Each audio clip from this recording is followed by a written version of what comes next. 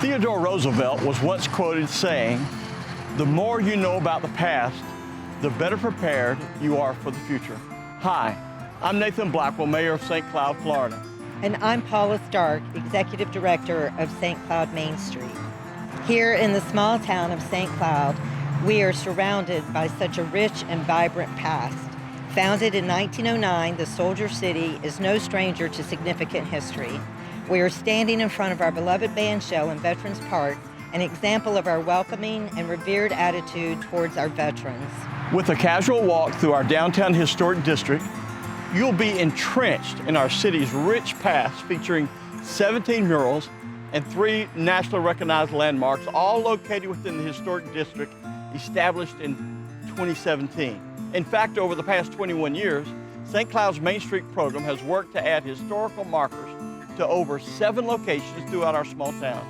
That's 7 pieces of history forever immortalized. Main Street has gathered us together to celebrate these very special landmarks, featuring Mount Peace Cemetery, Fisk Funeral Home, Heritage Museum, the Women's Club, and Coble's Garage Mural.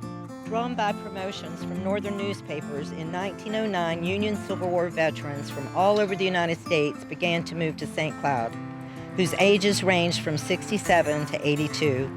Some lived for many years, and others succumbed within a short period of time. The first, a 10-acre tract east of the city, was deeded by the Seminole Land and Investment Company to the Mount Peace Cemetery Association in 1911. It is not known where the burials took place prior to that time, and if any records were kept of the deaths. Our first stop is our historic Mount Peace Cemetery. Mount Peace Cemetery is the final home to veterans from many conflicts.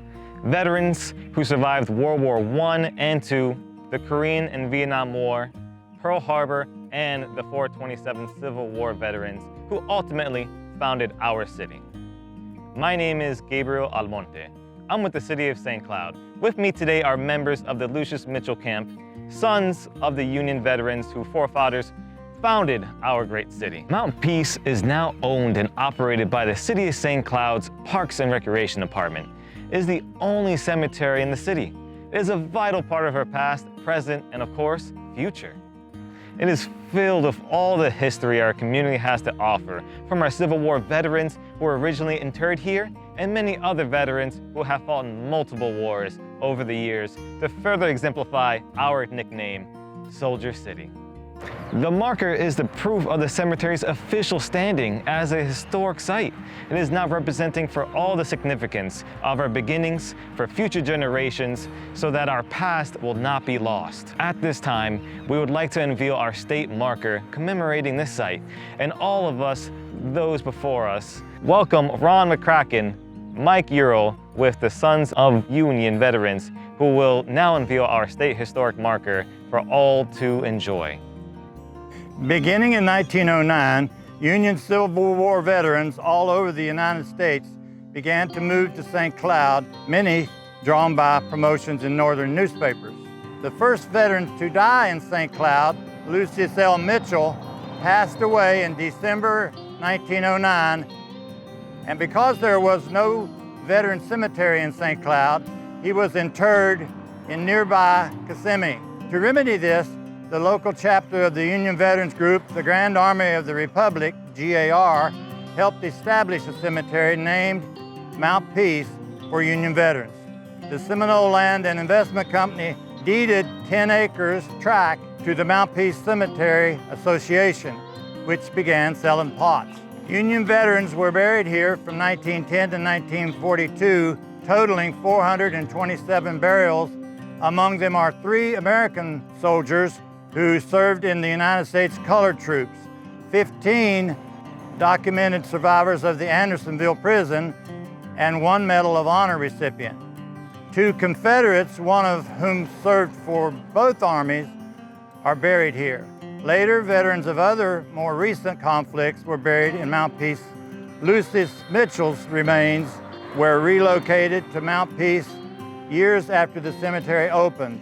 The local Sons of Union Veterans Camp was named the Lucius L. Mitchell Camp in his honor. Known as the Soldier City, St. Cloud had the largest concentration of Union Army veterans in the South. The first Union veteran buried in Mount Peace was Orrin B. King on February 4th, 1910, and the last was William C. Russell, who died August 12, 1942. Since the cemetery opened, nearly 1,000 additional veterans of later conflicts have been buried in Mount Peace.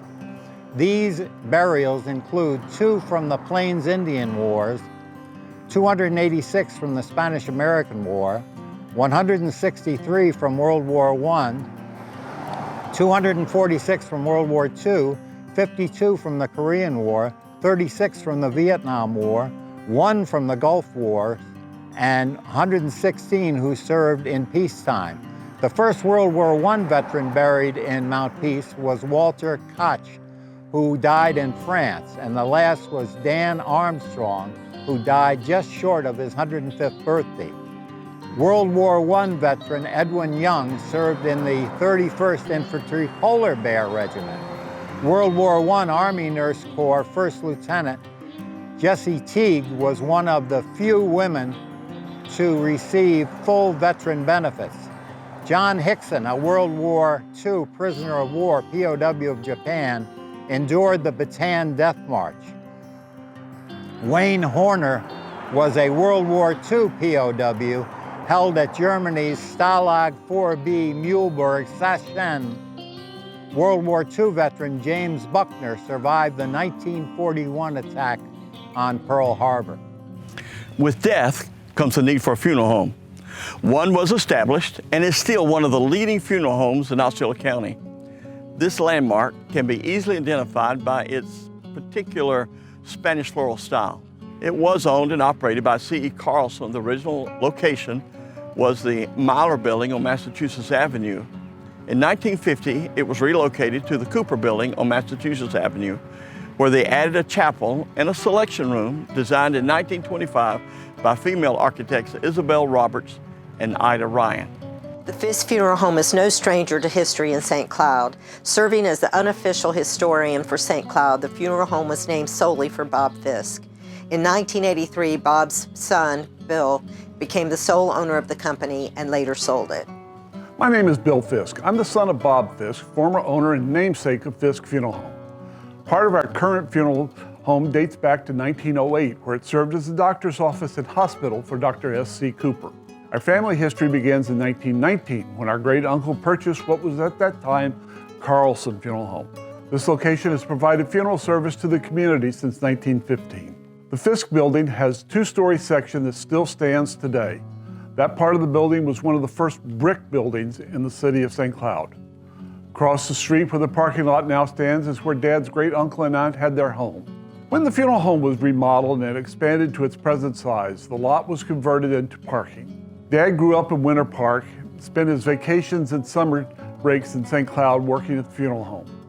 When World War II started, he enlisted in the Navy, where his funeral home experience got him assigned to medic and pharmacy duties. After the war, he made a quick stop in Virginia to marry my mother, and they set up home in St. Cloud. My mother, while she was still alive, tried to figure out how many times my dad took a vacation in the time from 1945 until his death in 2011. We could only come up with 8 times that he left town for more than a week. He loved history, and the history of St. Cloud and its residents was near and dear to his heart. Dad would have loved to have been around when this marker was put up. He was known to stop along highways and read the markers, and often said, "Wish they would do more of this." I would like to introduce Ron McCracken and Michael Urell with the Sons of Union Veterans to unveil our piece of history. In 1915, licensed embalmer Carl E. Carlson opened his undertaking establishment, rental building on Massachusetts Avenue and 11th Street. In 1918, he purchased the building belonging to St. Cloud's first physician, Dr. C.S. Cooper, next to the Grand Army of the Republic building on Massachusetts Avenue. Carlson remodeled it in a then state-of-the-art undertaking establishment and a November the 14th, 1918 newspaper ad for Carlson and Newton funeral directors and embalmers indicated a new partner, John Newton. He departed the next year and was replaced by George Barber, one of the original Union Army veterans who settled in St. Cloud. Dana Eiselstein and his brother, William, partnered in 1919 to purchase the Carlson Funeral Home. Barber, a city councilman at that time, remained with the new firm, renamed the Eiselstein Brothers.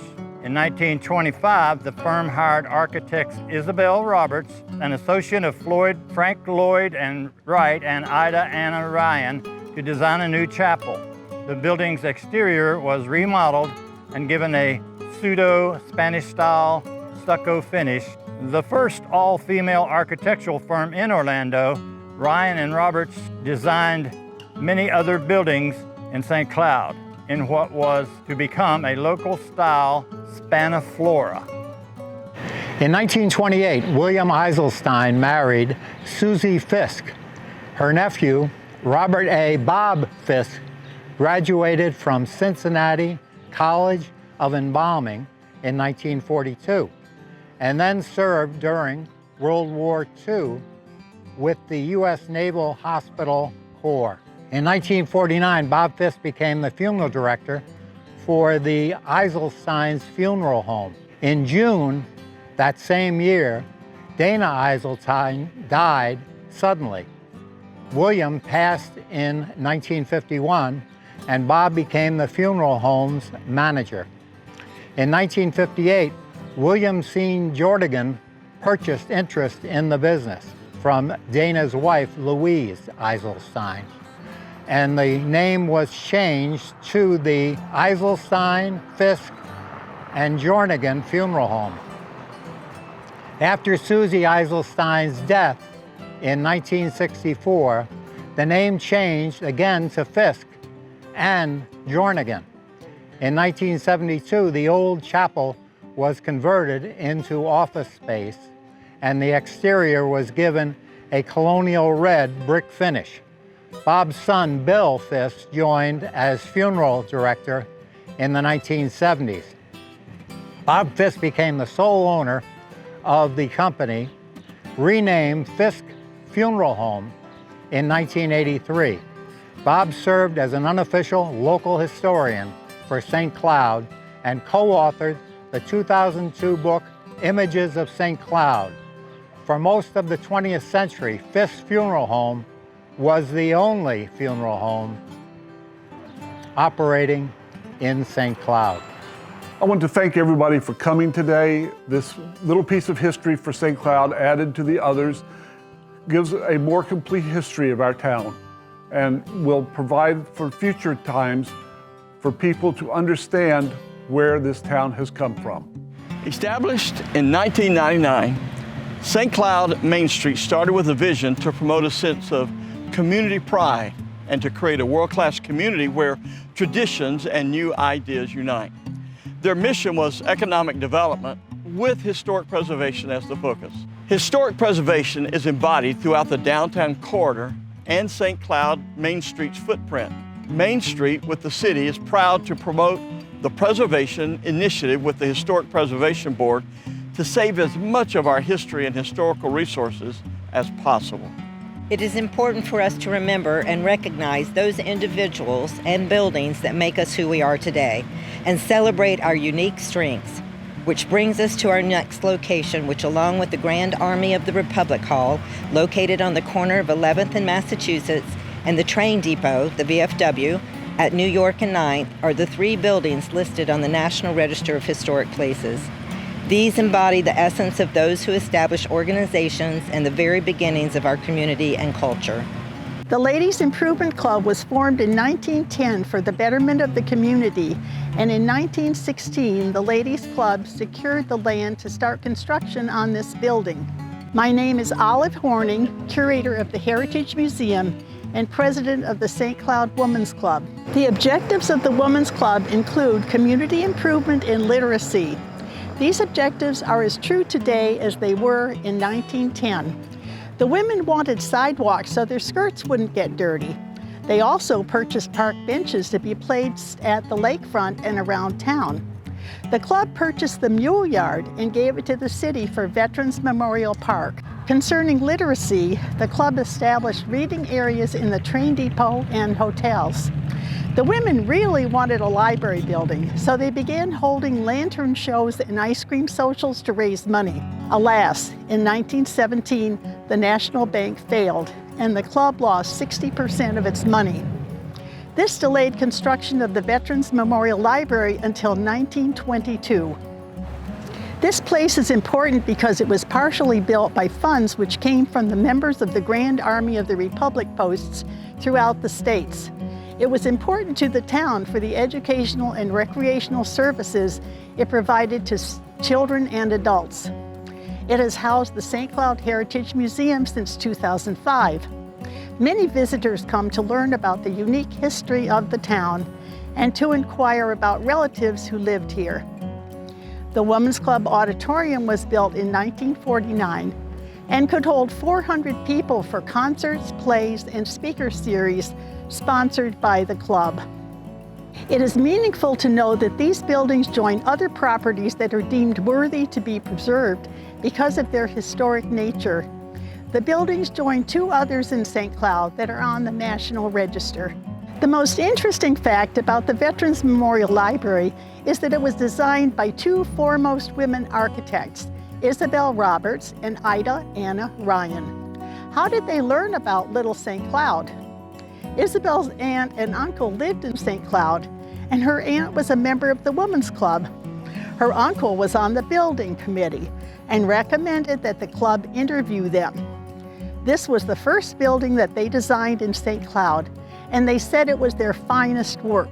With me for unveiling this historic plaque is Marvin Robinson, Vice President of the Women's Club, and City Manager Bill Sturgeon.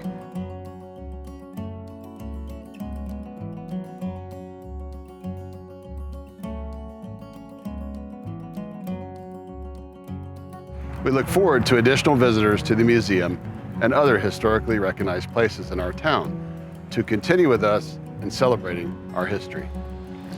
As previously mentioned, residing throughout downtown St. Cloud are the city's many historic murals. Murals that depict the Great Fire of 1917, war heroes of the past and present, and historic fire department, and so much more. There are currently 17 murals within the St. Cloud Mainstreet program. Earning a spot on the Florida Mural Trail, located on the Visit Florida website, St. Cloud Mainstreet works with local artists to preserve history all along the brick-paved roads of the historic district. Handyman Hardware into itself is a St. Cloud icon, but now it has an additional adornment, the Cobble's Garage mural, of which was the original use for this building. Jules Ross is the local artist who painted the Cobble's mural. Handyman Hardware is already a St. Cloud icon, but now it has a new adornment, the Cobble's Garage mural. Built in 1914, this was the original use of the building. I'm Jules Ross, and I'm the artist who got to paint this mural for St. Cloud Mainstreet. In 1914, Harry Coble built this building and worked and lived here with his family for 40 years. Family owned and operated, Handyman Hardware has been here since 1986. As an artist, one of the funnest things that I get to do with the historic murals is learn about our history. And for this mural, not only did I get to research more about the building and what was here, but also add a little character. Lawrence Silas is the character that I chose to put on the mural along with the family members that owned the building. He was a local rancher and a local legend. If you get an opportunity, look him up. And now that you know a little bit about Cobble's Garage, we'd like to introduce Tom Dorsey and Rick Hoser to unveil our special plaque telling the story of Cobble's Garage.